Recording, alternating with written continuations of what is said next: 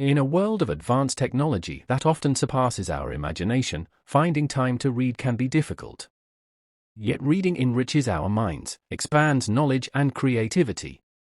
I believe that cinematic tales, or AI video books, offer a fantastic way to engage with stories and revive the love for reading in this fast-paced era dominated by technology, money, power, and deception.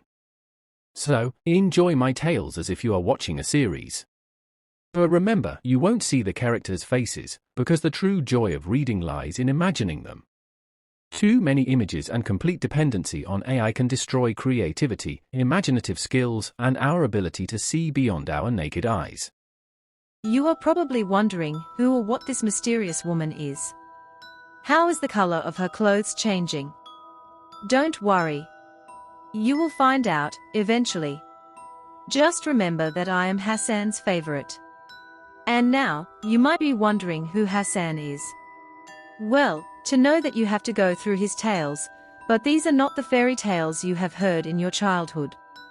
You can call it a dark, bloody, and ugly version of the Arabian Nights, where some tales will make you cherish love, some will give you unending pain, some will make you believe in happy endings, and some parts might seem darker than the Game of Thrones. Hasan always says life is cruel, so don't expect a happy ending. And trust me, he means it. Not just in his stories, but also in real life. Let's begin our journey with the honorable thieves of Tahersalmania. Thousands of years ago, a great war took place between the rulers of the Darzaakh and its people. People stood against oppression and demanded equal rights, but their act of revolution turned into one of the most devastating wars in the history of the land. The fight continued for 9 months and finally, the people realized that it was turning into a never-ending battle. So, they decided to escape from the kingdom. They went deep into the forests where no one could easily find them. At first, they tried to live by farming and fishing. But that didn't work out for long as their farms fell to dry seasons and sickness took many lives. This forced them to return to the cities they vowed never to return. They had no choice but to steal to survive. They became thieves, but they had honor. They never stole money. It was against their code. The theft was mostly for medicines and food which they believed were theirs by right. But, of course, it wasn't without risk. There was a high price for it. They were caught many times. Some were slaughtered, some were imprisoned, and some escaped and started a new life elsewhere. It was like this for as long as any of them could remember. No one dared to even think of changing it until today. 5 thieves had left to steal medicine from the capital, but only 2 had returned. They told everyone what happened, how they barely survived. Some cried devastated and some endured the loss of their loved ones in silence. It's nothing new, an old man said, it's the price we pay for the little freedom that we have. We will again bury our children, as we have done in the past. And the ones we lost today, may they find peace in the afterlife. No, a deep voice rattled from behind as Ardel emerged from the crowd. Aadil, you are young. Don't think of doing anything reckless as always, the old man warned. You know me. There's no one in the village right now that can stop me, the 17-year-old, dark-haired, black-eyed boy said, raising his chin. Mother has gone to Easel Forest with father and my brothers have gone for hunting. So, don't bother trying to stop me. Ardel, you should always bear in mind that you are the son of Zaim of this village. You and your brothers have to lead the people of Tahersalmania. You can't act like a child. A leader can't allow monsters like Ronan and his knights to eat his people while he has the opportunity to save them. Going to the capital to rescue them is like walking right into your death. Ronan's castle is guarded by not only men, but also sorcerers and demons, he said. There's no point in calling us honorable if we leave our people at the mercy of tyrants to ensure our safety. Saying this, Ardel left along with the 2 survivors against all warnings. Having secret allies had always been a great help.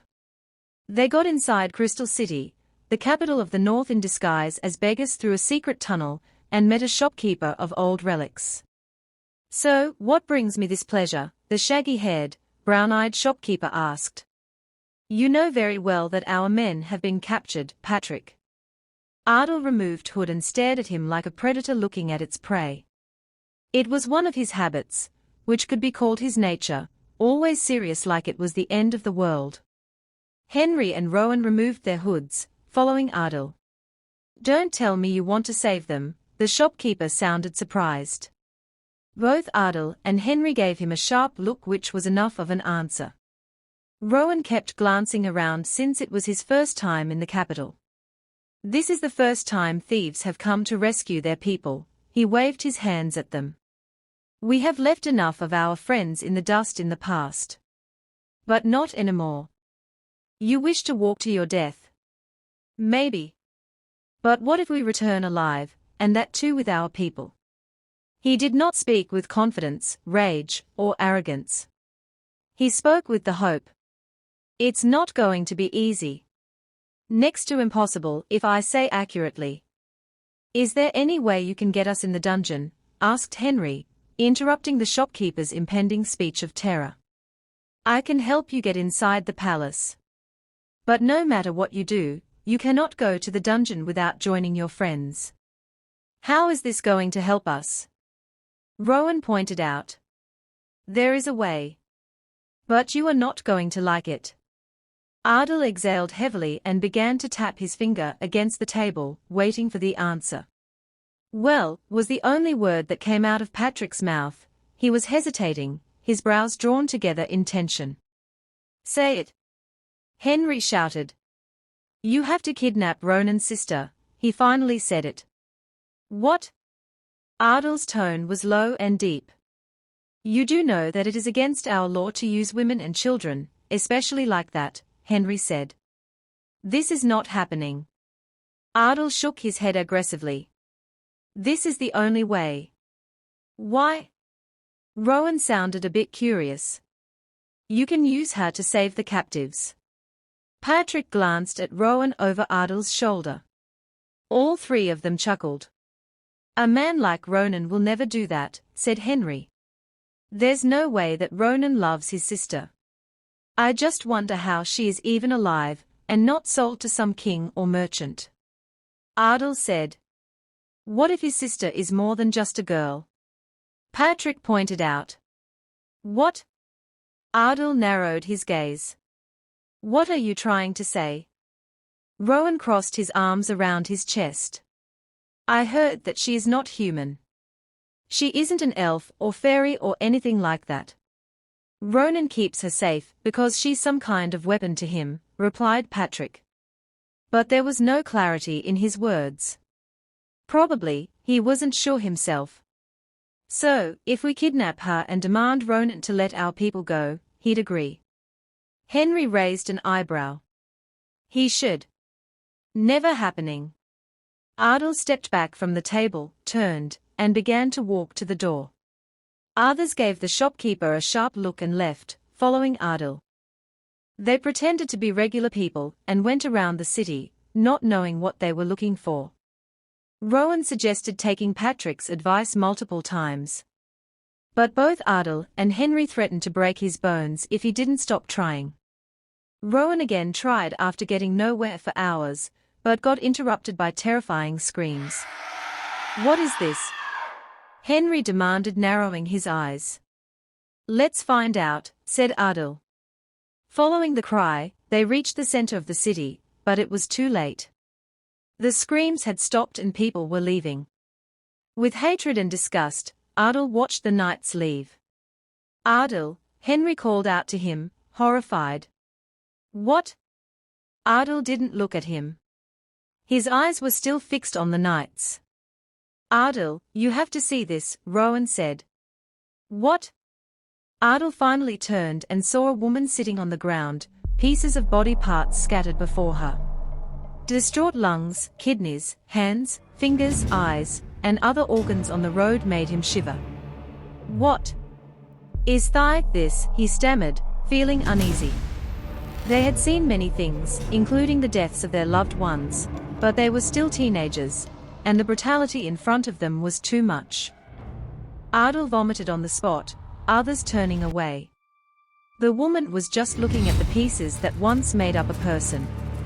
She wasn't crying, wasn't screaming, not anymore at least. She just had her eyes fixed on the parts, expressionless, like a statue. A man was passing by. Aadil grabbed his hand. "What happened here?" Aadil asked.